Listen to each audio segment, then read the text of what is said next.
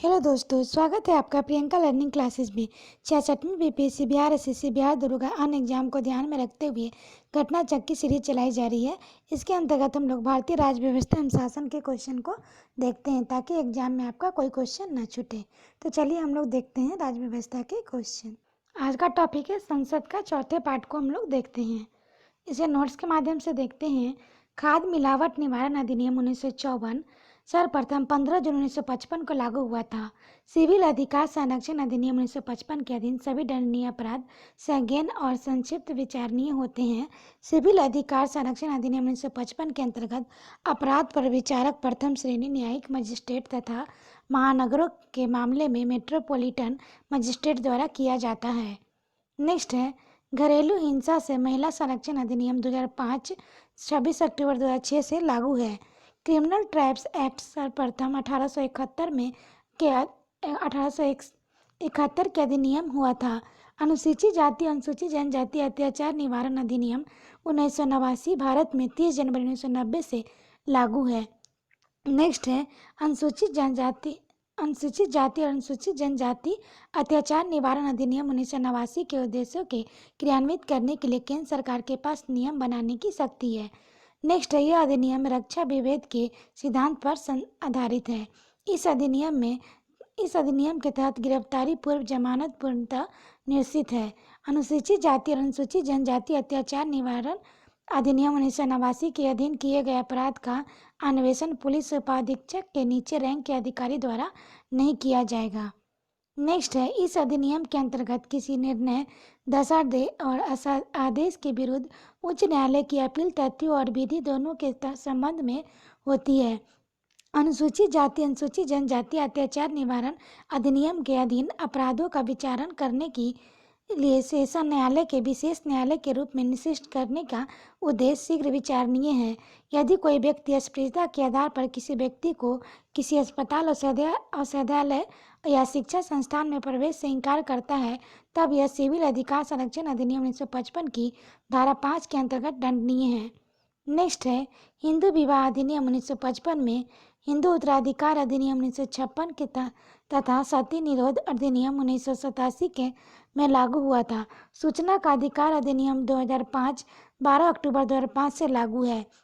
सूचना का अधिकार एक विधिक अधिकार है।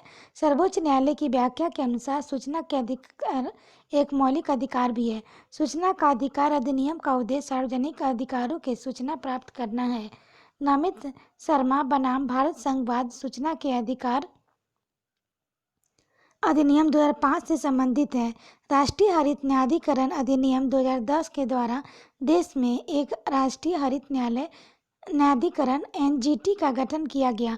पंचायत विस्तार अधिनियम 1966 का उद्देश्य अनुसूचित क्षेत्रों में स्वशासन स्थापित करना है जिससे पारंपरिक अधिकारों की रक्षा हो सके और जनजातीय लोगों की शोषण से मुक्ति किया जा सके। अब इससे रिलेटेड हम लोग क्वेश्चन देखते हैं। पहला क्वेश्चन है किस वर्ष में खाद्य मिलावट निवारण अधिनियम प्रथम बार लागू हुआ था? तो इसका आंसर हो जाएगा 15 जून 1955 को। नेक्स्ट है सिविल अधिकार संरक्षण अधिनियम 1955 के अधीन सभी दंडनीय अपराध है तो संज्ञेय और संक्षेपण विचारणीय। इसकी व्याख्या है सिविल अधिकार संरक्षण अधिनियम 1955 की धारा 15 के अनुसार सभी अपराध संज्ञेय और संप्रेक्षण विचारणीय प्रकृति के होंगे। इस अधिनियम के अंतर्गत अपराध पर विचारण प्रथम श्रेणी न्यायिक मजिस्ट्रेट और महानगरों के मामले में मेट्रोपॉलिटन मजिस्ट्रेट द्वारा किया जाता है। नेक्स्ट है सिविल अधिकार संरक्षण अधिनियम 1955 के अंतर्गत अपराध का विचारण किस न्यायालय द्वारा किया जाता है? तो प्रथम श्रेणी न्यायिक मजिस्ट्रेट के द्वारा किया जाता है। नेक्स्ट है सिविल अधिकार संरक्षण अधिनियम 1955 के अंतर्गत सभी दंडनीय अपराध है तो संज्ञेय संक्षेपण विचारणीय संज्ञेय और अंशमानीय। नेक्स्ट है सिविल अधिकार संरक्षण अधिनियम 1955 के अधीन सभी अपराध हैं तो इसमें इसके आंसर की व्याख्या देखिए। सिविल अधिकार संरक्षण अधिनियम 1955 की धारा 15(1) के तहत दंड प्रक्रिया सहित 1973 1974 का 2 में किसी बात को होते हुए भी इस अधिनियम के अधीन दंडनीय अपराध संज्ञेय होगा। इस अधिनियम की धारा 10 क में सामूहिक जुर्माना लगाने के लिए राज्य सरकार की शक्ति का उल्लेख है। साथ ही दोषी व्यक्तियों के जुर्माने और सजा दोनों का प्रावधान है। अतः कथन ए और डी दोनों सही होगा। नेक्स्ट है, यदि कोई व्यक्ति अस्पृश्यता के आधार पर किसी व्यक्ति को किसी अस्पताल, विश्वविद्यालय और शिक्षा संस्थान में प्रवेश से इनकार करता है, तब वह सिविल अधिकार संरक्षण अधिनियम 1955 की किस धारा के अंतर्गत दंडनीय है? तो धारा 5 के अंतर्गत। नेक्स्ट है, सिविल अधिकार संरक्षण अधिनियम 1955 के निम्नलिखित में से किस धारा के अंतर्गत सामूहिक जुर्माना आरोपित करने की राज्य सरकार की शक्ति का उपबंध किया गया है? तो धारा 10 का। नेक्स्ट है, सिविल अधिकार संरक्षण अधिनियम का विस्तार है संपूर्ण भारत पर। नेक्स्ट है, सिविल अधिकार संरक्षण अधिनियम 1955 का विस्तार है संपूर्ण भारत पर। नेक्स्ट है, सिविल अधिकार संरक्षण अधिनियम 1955 के अंतर्गत कंपनियों द्वारा अपराध किए जाने की दशा में कौन उत्तरदायी होता है? तो उपरोक्त सभी निदेशक, प्रबंधक, सचिव। नेक्स्ट है, कब न्यायालय सिविल अधिकार संरक्षण अधिनियम 1955 की धारा 12 के अंतर्गत अवधारणा करेगा अपराध अस्पृश्यता के आधार पर कब पारित किया गया है? तो इसका आंसर हो जाएगा जब ये केवल अनुसूचित जाति के सदस्य से संबंधित है। नेक्स्ट है, सिविल अधिकार संरक्षण अधिनियम 1955 के निम्नलिखित में से किस धारा के अंतर्गत सद्भावना पूर्वक की गई कार्रवाई के लिए संरक्षण का उपबंध किया गया है? तो धारा 14 का क। नेक्स्ट है, सिविल अधिकार संरक्षण अधिनियम 1955 के निम्नलिखित में से किस धारा के अंतर्गत कंपनियों द्वारा अपराध को उपलब्ध किया गया है? तो धारा 14। नेक्स्ट है, निम्नलिखित में से कौन सम्मिलित नहीं है? तो हो जाएगा 73वां संविधान संशोधन, शहरी एवं शहरी क्षेत्रों के स्थानीय निकायों के चुनाव में महिलाओं के लिए स्थानों का आरक्षण। इसकी व्याख्या देखिए, हिंदू विवाह अधिनियम 1955 में, हिंदू उत्तराधिकार अधिनियम 1956 में, सती अधिनियम 1987 को लागू हुआ था। शहरी क्षेत्रों में स्थानीय निकायों को चुनाव में महिलाओं के लिए स्थानों का आरक्षण 73वें नहीं बल्कि 74वें संविधान संशोधन द्वारा किया गया था। नेक्स्ट है, घरेलू हिंसा से महिला संरक्षण अधिनियम लागू हुआ है तो 26 अक्टूबर 2006 से। नेक्स्ट है, निम्न में से कौन सामाजिक अधिनियम नहीं है? तो मीसा नहीं है। मीसा आंतरिक सुरक्षा अधिनियम वर्ष 1971 में बना तथा 1977 में निरस्त कर दिया गया। यह आंतरिक सुरक्षा के संदर्भ में बनाया गया अधिनियम था, अतः यह सामाजिक अधिनियम नहीं है, जबकि प्रश्नगत शेष तीनों अधिनियम सामाजिक सौहार्द तथा सामाजिक दोष निवारण हेतु बनाए गए अधिनियम है। नेक्स्ट है, भारतीय विधान के प्रावधानों के अंतर्गत उपभोक्ता के अधिकारों का और विशेषाधिकारों के संदर्भ में निम्नलिखित में से कौन तक कथन सही है? तो केवल पहला और तीसरा उपभोक्ता के खाद्य की जांच करने के लिए नमूनों के लिए अधिकार है, और तीसरा उपभोक्ता की मृत्यु होने जाने पर उसका वैधानिक उत्तराधिकारी उसकी ओर से उपभोक्ता मंच के शिकायत दर्ज कर सकता है। नेक्स्ट है, क्रिमिनल ट्राइब्स एक्ट सर्वप्रथम कब अधिनियम हुआ था? तो 1871। नेक्स्ट, अनुसूचित जाति अनुसूचित जनजाति अत्याचार निवारण अधिनियम 1989 प्रवृत्त हुआ है तो 30 जनवरी 1990। नेक्स्ट क्वेश्चन हम लोग देखते हैं, अनुसूचित जाति अनुसूचित जनजाति के किस अधिनियम अंतर्गत अत्याचार निवारण कानून लागू किया गया? तो अधिनियम 1989। नेक्स्ट, अनुसूचित जाति अनुसूचित जनजाति अधिनियम 1989 में कुल कितनी धाराएं हैं? तो 23। नेक्स्ट है, अनुसूचित जाति एवं अनुसूचित जनजाति अधिनियम 1989 के उद्देश्यों को क्रियान्वित करने के लिए नियम बनाने के लिए किन्हें प्राप्त है? तो इसका आंसर होगा केंद्र सरकार। नेक्स्ट, अनुसूचित जाति अनुसूचित जनजाति अधिनियम 1989 के अंतर्गत किस धारा के में अधिकार आर्थिक बहिष्कार को परिभाषित किया गया है? तो धारा 2 खंड और ग। नेक्स्ट क्वेश्चन, अनुसूचित जाति अनुसूचित जनजाति अत्याचार निवारण अधिनियम 1989 के अधीन किसी लोक सेवक द्वारा धारा 3 के अधीन अपराध किए जाने पर कम से कम दंड का प्रावधान है तो 1 वर्ष। नेक्स्ट, अनुसूचित जाति अनुसूचित जनजाति अत्याचार निवारण अधिनियम 1989 के अधीन अपराधों का विचारण करने के लिए राज्य सरकार उच्च न्यायालय के मुख्य न्यायाधीश की सहमति से सत्र न्यायालय को विशेष न्यायालय अभिनिष्ट कर सकती है। नेक्स्ट देखते हैं, अनुसूचित जाति और अनुसूचित जनजाति अत्याचार निवारण 1989 के अंतर्गत किसी निर्णय, दंडादेश और आदेश के विरुद्ध उच्च न्यायालय में अपील होती है तो तथ्यों और विधि के दोनों के संबंध में। नेक्स्ट क्वेश्चन देखते हैं, अनुसूचित जाति अनुसूचित जनजाति अत्याचार निवारण अधिनियम अनुसूचित जाति और अनुसूचित जनजाति की उन्नति के लिए प्रावधान है जो निम्न में से किस एक सिद्धांत पर आधारित है? तो संरक्षा विभेद का सिद्धांत। इसकी व्याख्या देखिए। अनुसूचित जाति अनुसूचित जनजाति अधिनियम 1989 संरक्षण विभेद सिद्धांत पर आधारित है। यह अधिनियम संविधान के अनुच्छेद 15(4) में दी गई व्यवस्था के क्रियान्वयन के संदर्भ में है। इस अनुच्छेद में संरक्षण विभेद के सिद्धांत निर्गत होता है। नेक्स्ट, अनुसूचित जाति अनुसूचित जनजाति अधिनियम 1989 के अंतर्गत सामूहिक जुर्माना अधिरोपित और वसूल करने की शक्ति है किसे है? तो राज्य सरकार को। नेक्स्ट है अनुसूचित जाति अनुसूचित जनजाति अधिनियम 1989 के अधीन अपराध अभियोजन न्यायालय निम्न में से उपारित कर सकता है। क्या उपाधारित कर सकता है? तो उपरोक्त सभी। दुष्प्रेषण, समान आशय, समान उद्देश्य। नेक्स्ट है अनुसूचित जाति अनुसूचित जनजाति अधिनियम 1989 की निम्नलिखित में से किस धारा में भारतीय दंड संहिता के कतिपय उपबंधों को लागू होना उपबंधित है? तो धारा 6।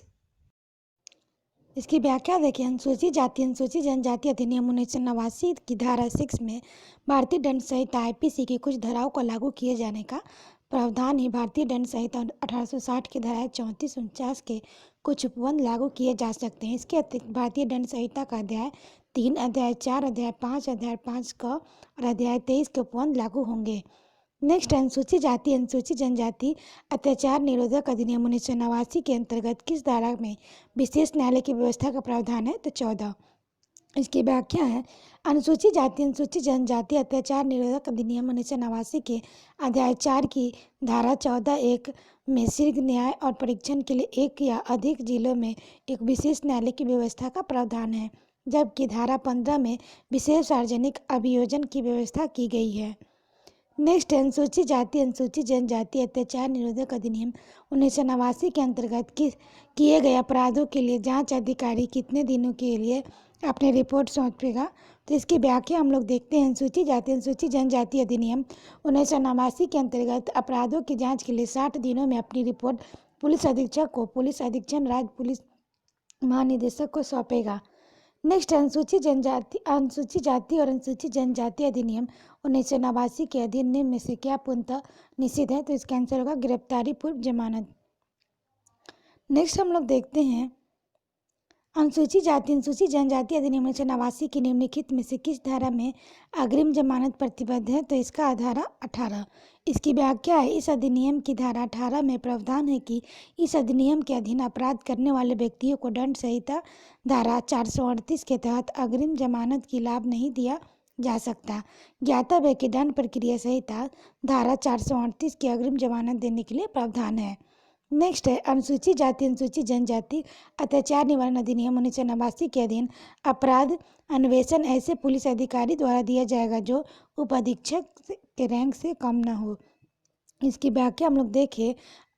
अनुसूचित जाति अनुसूचित जनजाति अधिनियम 1989 धारा 17(1) के तहत इस अधिनियम के अधीन दिया अपराध और अन्वेषण है ऐसे पुलिस अधिकारी द्वारा दिया जाएगा जो उप अधीक्षक के रैंक का कम न हो।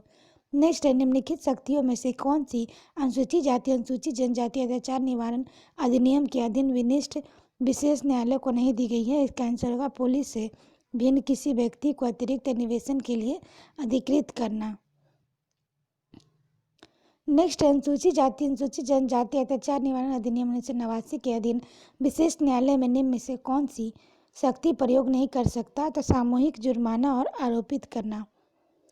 नेक्स्ट है अनुसूचित जाति अनुसूचित जनजाति अत्याचार निवारक अधिनियम 1989 के अधीन अपराध के लिए अभियोजक और अभियुक्त अपने बचाव में अभिभावक नहीं ले सकता। तो इसकी व्याख्या हम लोग देखें। अनुसूचित जाति अनुसूचित जनजाति अत्याचार निवारक अधिनियम 1989 के अधीन अपराध के लिए अभियोजक में अभियुक्त अपने बचाव में अभिभावक से ले सकता है, वह भी पीड़ित भी की ही जाति का है, जबकि विकल्प ए और सी में दिए गए आधार पर नहीं ले सकता। तब प्रश्न 2 ए और सी सही है। नेक्स्ट, अनुसूचित जाति अनुसूचित जनजाति अत्याचार निवारक अधिनियम 1989 के अंतर्गत कोई भी व्यक्ति जो अनुसूचित जाति अनुसूचित जनजाति का सदस्य नहीं है जादू टोना करने या डायन होने पर अमिकतत तर अनुसूचित जाति अनुसूचित जनजाति के सदस्य को शारीरिक हानि पहुंचाएगा या मानसिक यातना देगा, वह किस अवधि के कारावास के लिए दंडित होगा? तो इसका आंसर होगा जिसकी अवधि 6 माह से कम नहीं होगी परंतु 5 वर्ष तक की हो सकेगी और जुर्माने से। इसकी हम लोग व्याख्या देखें। अनुसूचित जाति अनुसूचित जनजाति अत्याचार निवारक अधिनियम 1989 के अंतर्गत कोई भी व्यक्ति जो अनुसूचित जाति अनुसूचित जनजाति का सदस्य नहीं है, जाति टोना करके डायन होने के अभिकथन पर अनुसूचित जाति अनुसूचित जनजाति के सदस्य को शारीरिक हानि पहुंचाएगा या मानसिक यातना देगा, वह कारावास से जिसकी अवधि 6 माह से कम होगी, किंतु जो 5 वर्ष तक की हो सकेगी, और जुर्माने की से दंडनीय होगी। नेक्स्ट, अनुसूचित जाति अनुसूचित जनजाति अत्याचार निवारक अधिनियम के अधीन अपराधों का विचारण करने के लिए सेशन न्यायालय को विशेष न्यायालय के रूप में विशिष्ट करने का प्रयोजन है, तो शीघ्र विचारण। नेक्स्ट है, निम्नलिखित में से कौन सा कथन असत्य है? तो अनुसूचित जाति अनुसूचित जनजाति अत्याचार निवारक अधिनियम धारा 14(1) में स्थापित अनन्य विशेष न्यायालय धारा 2(घ) में परिभाषित है। नेक्स्ट, अनुसूचित जाति अनुसूचित जनजाति नियम 1995 निम्नलिखित में से किस धारा के अंतर्गत जिला स्तरीय सतर्कता और मॉनिटरी समिति के गठन का उपवाद किया गया है? तो धारा 17। नेक्स्ट देखते हैं, अनुसूचित जाति अनुसूचित जनजाति नियम 1995 निम्नलिखित में से किस धारा के अंतर्गत वार्षिक रिपोर्ट के लिए सामग्री उपलब्ध है? तो धारा 18। नेक्स्ट है, सरकार ने अनुसूचित क्षेत्रों में पंचायत विस्तार पेशा अधिनियम को 1996 में अधिनियमित किया। निम्नलिखित में से कौन सा एक उद्देश्य अभिज्ञात नहीं है? तो इसके अंतर्गत जनजाति क्षेत्रों में स्वास्थ्य क्षेत्रों का निर्माण करना। नेक्स्ट हम लोग देखते हैं, संसद की सूचना अधिनियम को भारत के राष्ट्रपति की स्वीकृति की गई है, तो 15 जून 2005 को की गई है। नेक्स्ट हम लोग देखते हैं, सूचना के अधिकार के संबंध में निम्नलिखित कथनों में से कौन सा सही है? तो इसका आंसर होगा ये संवैधानिक अधिकार है, एक विधिक अधिकार है।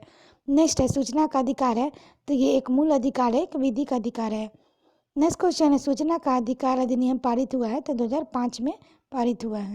नेक्स्ट है, निम्नलिखित में से कौन सा शब्दावली सूचना के अधिकार अधिनियम 2005 की उद्देशिका का उल्लेखित है? तो इसका आंसर होगा सूचना को प्रदर्शित करना, सूचना का प्रकटन, सूचना का ससूचित नागरिकता, लोकतांत्रिक आदर्श प्रभुता। नेक्स्ट हम लोग देखते हैं, मजदूर किसान शक्ति संगठन MKSS नामक सामाजिक आंदोलन भारत में निम्न में से किससे संबंधित है? तो RTI अधिनियम।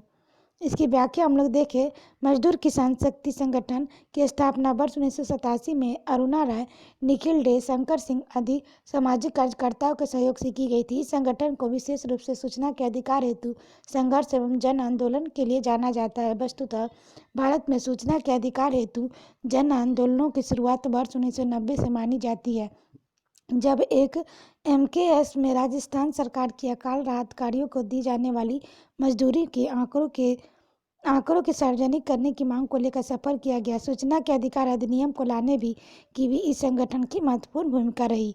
नेक्स्ट है, सूचना का अधिकार अधिनियम 2005 के बारे में निम्नलिखित कथनों पर विचार करिए जिसे उसे चुनित प्रावधानित नहीं है अथवा विशिष्ट रूप से विमुक्त है। तो इसमें इसकी हम लोग व्याख्या देखते हैं। प्रश्नकाल के दौरान सूचना का अधिकार अधिनियम 2005 में विकल्प बी दिए गए प्रावधान अतिरिक्त सभी प्रावधान थे। विकल्प बी का स्पष्टीकरण इस प्रकार है, सूचना का अधिकार अधिनियम 2005 अध्याय 2 के खंड 6 के उपखंड 2 के अनुसार सूचना के लिए अनुरोध करने वाले आवेदक को सूचना का अनुरोध करने के लिए किसी कारण को या किसी अन्य व्यक्तिगत ब्यूरो को सिवाय उसके संपर्क करने के लिए आवश्यक हो देने का अपेक्षा नहीं की जाएगी। उल्लेखनीय, सूचना का अधिकार संशोधन अधिनियम 2019 के तहत केंद्रीय मुख्य सूचना आयुक्त, प्रत्येक सूचना आयुक्त और राज्य मुख्य सूचना आयुक्त एवं प्रत्येक सूचना आयुक्त कार्यकाल पद ग्रहण की तारीख को 5 वर्ष स्थान पर केंद्रीय सरकार द्वारा विहित अवधि कर दिया गया है, जिसके अतिरिक्त 6 अगस्त 2019 को संसद की संस्तुति के राष्ट्रपति द्वारा जारी अधिसूचना के अनुसार अनुच्छेद 370 के अंतर्गत जम्मू एंड कश्मीर को प्राप्त विशेष स्थिति को समाप्त कर दिया गया। वर्तमान में सूचना का अधिकार अधिनियम 2005 जम्मू और कश्मीर संघ राज्य क्षेत्र का लद्दाख संघ राज्य क्षेत्र में लागू है। नेक्स्ट है, निम्नलिखित में से कौन सूचना का अधिकार अधिनियम 2005 से संबंधित है? तो नमित शर्मा बनाम भारत संघ। नेक्स्ट हम लोग देखते हैं, निम्नलिखित कथनों पर विचार कीजिए। तो पहला है, सूचना का अधिकार अधिनियम साधारणतः नौकरशाही में उत्तरदायित्व के मनोभाव बढ़ाने के लिए जिम्मेदार रहा है, कारण इससे वांछित प्रभाव उत्पन्न करने के लिए अभी मीलों तक यात्रा करनी है। इसका आंसर बी होगा। इसकी व्याख्या देखिए, सूचना का अधिकार अधिनियम से समांतर नौकरशाही के उत्तरदायित्व मनोभाव में वृद्धि हुई है, तथापि अभी तक किसी दिशा में कुछ किया जाना शेष है। इस प्रकार कथन और कारण दोनों सही है, परंतु कारण कथन की सही व्याख्या नहीं है। नेक्स्ट है, सूचना का अधिकार अधिनियम उद्देश्य है, तो इसका आंसर होगा सार्वजनिक अधिकारियों की सूचना प्राप्त करने की पहुंच। इसकी व्याख्या देखिए, सूचना का अधिकार अधिनियम धारा 2 के अनुसार सूचना के अधिकार का अभिप्राय किसी लोक पदाधिकारी द्वारा नियंत्रित सूचनाओं तक पहुंच से है। सूचना के अधिकार के तहत अभिलेखों, दस्तावेजों और कार्यों का निरीक्षण किया जा सकता है एवं सामग्री का नमूना लिया जा सकता है। सूचना का अधिकार अधिनियम 11 व 12 मई 2005 को क्रमशः लोकसभा और राज्यसभा में पारित हुआ था। दक्षिण अफ्रीका विश्व का एकमात्र देश है जिसके संविधान में सूचना के अधिकार विशेष रूप से उल्लेखित है। नेक्स्ट है, किस उच्च न्यायालय ने अपने महत्वपूर्ण फैसले में कहा कि आरटीआई आवेदकों को सूचना के अधिकार के अंतर्गत सूचना मांगने के कारण अवश्य बताना चाहिए? तो मद्रास उच्च न्यायालय ने बताया। नेक्स्ट हम लोग देखते हैं, अनुसूचित जाति प्रारंभिक वनवासी वन अधिकारों की मान्यता अधिनियम 2006 के अधीन व्यक्तिगत सामुदायिक वन अधिकारों और दोनों के प्रकृति एवं विस्तार के निर्धारण की प्रक्रिया को प्रारंभ करने के लिए कौन सा प्राधिकारी होगा? तो ग्राम सभा। इसकी व्याख्या देखिए, अनुसूचित जाति पारंपरिक वनवासी अधिनियम 2006 की धारा 6 के अनुसार ग्राम सभा व्यक्तिगत एवं सामुदायिक वन अधिकारों और दोनों की प्रकृति एवं विस्तार की प्रक्रिया प्रारंभ करती है। इसके अध्यक्ष इसके बाद तहसील और जिला स्तर पर इसकी जांच की जाती है। नेक्स्ट है, राष्ट्रीय हरित न्यायाधिकरण अधिनियम 2010 भारतीय संविधान के निम्नलिखित में से कौन सा प्रावधान अनुरूप अधिनियम हुआ था? तो इसका आंसर होगा केवल एक। इसकी व्याख्या हम लोग देखें, राष्ट्रीय हरित न्यायाधिकरण अधिनियम 2010 भारतीय संविधान के अंतर्गत दिए गए नागरिकों को स्वच्छ पर्यावरण रहने का अधिकार जो जीवन के अधिकार अनुच्छेद 21 का भाग है के अनुरूप है। इस अधिनियम द्वारा देश के एक राष्ट्रीय हरित न्यायाधिकरण का गठन किया गया है। नेक्स्ट है, भूमि अधिग्रहण अधिनियम 1894 के संदर्भ में कौन सा कथन सत्य नहीं है? तो इसका उद्देश्य भारत के भूमि सुधार प्रक्रिया को बढ़ावा देना था।